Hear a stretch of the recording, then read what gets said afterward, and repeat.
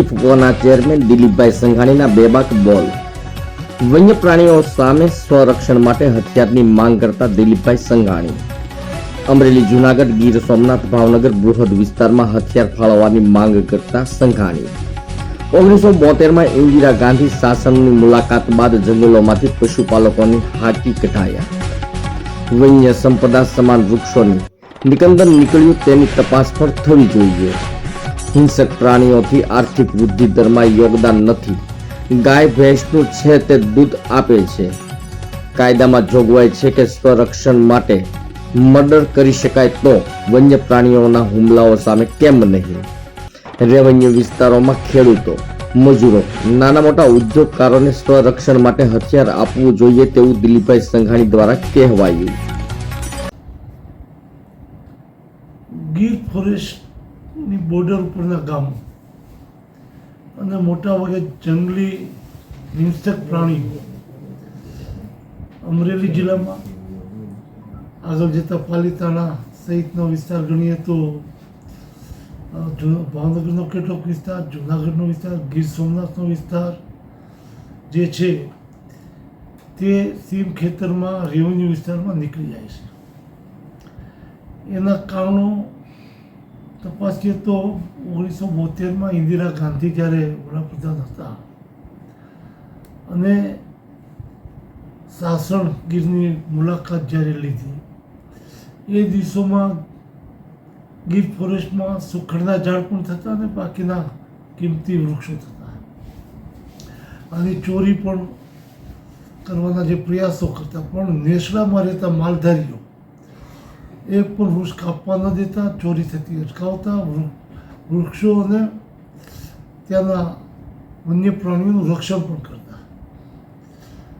જે તે સમયે કેટલાક અધિકારીઓએ, મને માહિતી મળી છે પ્રમાણે, ઇન્દિરા ગાંધી સમક્ષ રજૂઆત કરી કે અહીંયા વન્ય પ્રાણીઓ સુરક્ષિત નથી, આ નેસડામાં પશુપાલકો રહે છે એના કારણે એને ત્યાંથી દૂર કરવા જોઈએ.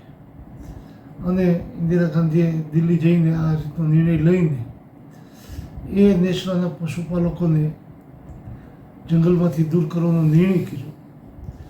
જ્યારે પશુપાલકો ત્યાં રહેતા તો વન્ય પ્રાણીઓને આસાનીથી એનો ખોરાક મળતો, કારણ ગાય, ભેંસ, બળદ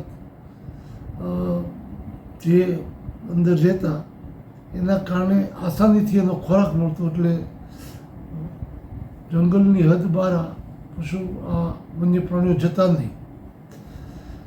એનો ખોરાક ત્યાં મળી જતો પૂરતા પ્રમાણમાં.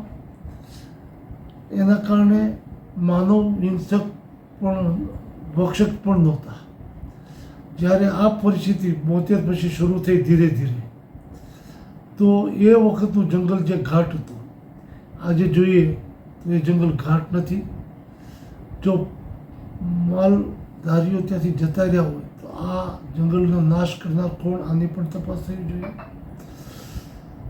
વન્ય પ્રાણીઓ જે દિવસે આ કાયદો આઝાદી પહેલાં નહોતો ત્યારે પણ ક્રમશઃ એનું રક્ષણ થતું અને વધતા જતા.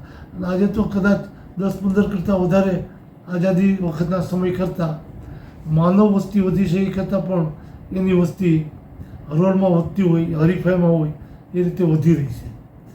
ત્યારે એની સુરક્ષાની વસ્તીની માટેની ચિંતા કરીને એના રક્ષણ માટે જે ખર્ચ થાય છે, ત્યારે એ કશું જ દેશના, જનતાના કે સામાન્ય આર્થિક વૃદ્ધિ દરમાં એનું યોગદાન નથી. ગાય ભેંસનું યોગદાન છે, દૂધ આપે એટલે, અને એના ચરમનો ઉદ્યોગ કરીને પણ મૃત્યુ પછી કામમાં આવે છે.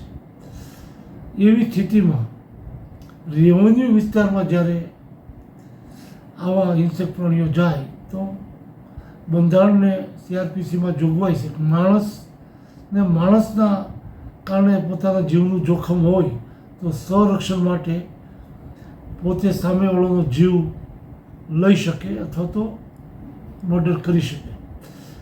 ત્યારે જંગલની અંદર જઈને કોઈ પરેશાન કરે કે હેરાન કરે અથવા તો આવા હિંસક પ્રાણીને હુમલો કરે તો એની ઉપર કોઈ પણ પ્રકારની સજા કરે, એમાં મારે કશું જ નથી કહેવું.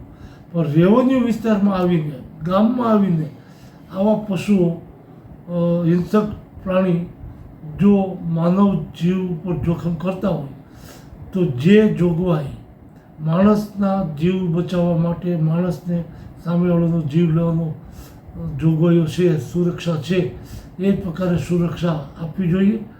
માણસ તો સમજી શકે કાયદો, વન્ય પ્રાણી આવો કાયદો નહીં સમજી શકે, અને એટલા માટે બોર્ડર, ગીર ફોરેસ્ટની બોર્ડર ઉપર રહેતા ખેડૂતો, મજદૂરો કે અન્ય નાના મોટા વ્યવસાય કરતા આવા તમામ લોકોને સ્વરક્ષણ માટે હથિયારના પરવાના આપવા જોઈએ.